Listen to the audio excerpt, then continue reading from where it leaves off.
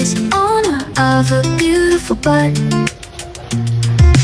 Nama aku Sulirda Almunawara, aku dari Universitas Syah Kuala, sedang mengikuti pelatihan membatik kegiatan dari Amanah.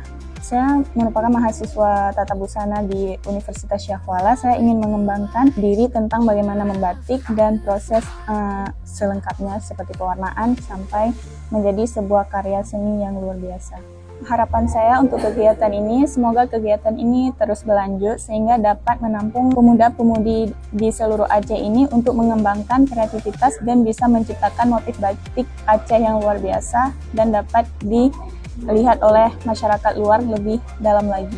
Untuk harapan saya pribadi, saya ingin bisa mengembangkan diri menjadi pembatik yang handal dan mempunyai motif batik sendiri dengan motif Aceh yang bermakna sangat luar biasa. Oke, terima kasih kembali.